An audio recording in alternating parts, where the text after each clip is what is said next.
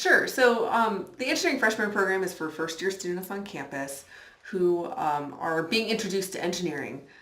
So at Texas A&M, you don't choose a major when you first come to campus. That's something you do usually at the end of your first year. So part of the first year program is to get you acquainted with what engineering is and what the different engineering disciplines are so that you can make a well-informed decision as to which engineering department you actually want to get your degree from. It's also just to get you excited about basic engineering concepts and to kind of remind you some of the things that you've learned that are going to be really important throughout your engineering career.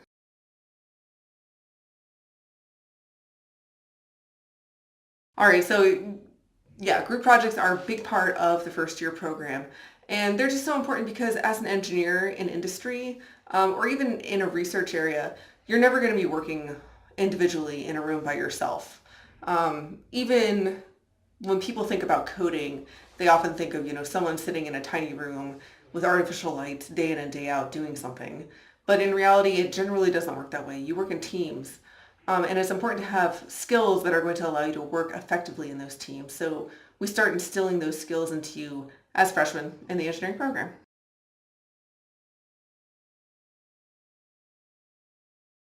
Um, so one of the biggest things I try to teach my students here at Texas A&M is just that they should really try to understand the processes that underlie whatever they do.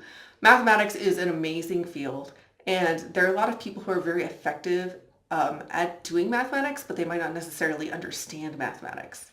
So they kind of learn it in a procedural way instead of actually understanding the theory behind it. So I really try to focus on getting students to understand those theories behind what they're doing and to really appreciate how beautiful they are because there's a lot of interesting stuff in there. And if you start connecting those theories to other theories, you get a really rich learning experience that's going to draw things together instead of just creating a learning experience where, okay, this is how I do a math problem, okay, this is how I do a conservation of mass problem, and so on and so forth.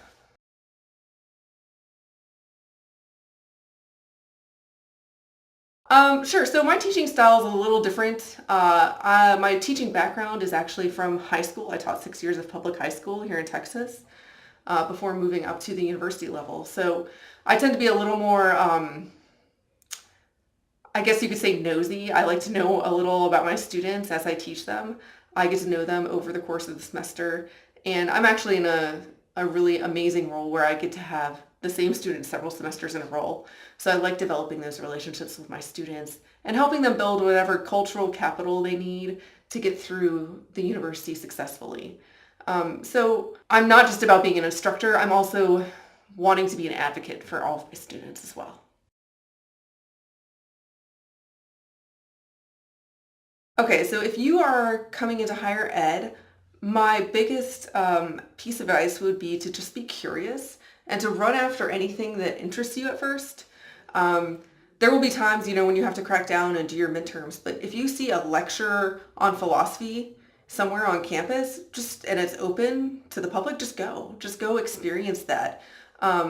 You're going to have such again, a richer experience if you have a broad experience, right? So don't try to, you don't want to come through college with tunnel vision and just think about this is what I have to do to get a degree. You want to keep your mind open to other experiences that are going to broaden your own personal experiences because that will, again, bring a lot of rich and depth to your understanding and your appeal as a future employee of a company as well. The thing I love most about Texas A&M is being able to say howdy in the classroom and everyone says howdy back and then listens.